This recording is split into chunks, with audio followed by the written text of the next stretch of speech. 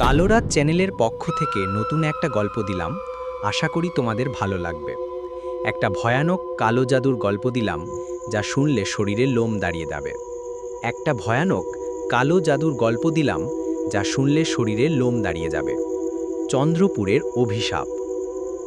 চন্দ্রপুর গ্রামের নাম শুনলেই মানুষের গায়ে কাঁটা দেয়, কারণ সেখানে একসময় বাস করত কালো জাদুকরী রহিলা।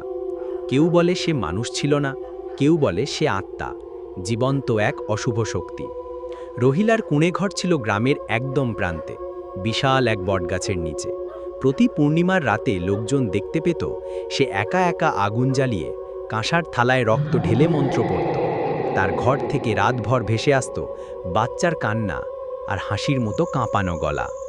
গ্রামের সবাই ভয় পেত, কিন্তু কেউ কিছু বলতো না। হঠাৎ একদিন গ্রামের 12 বছরের একটা ছেলে হারিয়ে গেল। লোকজন বলল সে নাকি রহিলার ঘরের দিকে যেতে দেখা গেছে। পরদিন সকালে গ্রামের বটগাছের নিচে ছেলেটার গলা বিচ্ছিন্ন শরীর পাওয়া গেল। বুকের উপরে আঁকা ছিল এক ভয়ঙ্কর মন্ত্র, কালো কালি নয়, রক্তে লেখা। তখন থেকে প্রতি বছর পূর্ণিমার রাতে এক করে কোনো না কোনো শিশু হারিয়ে যেত।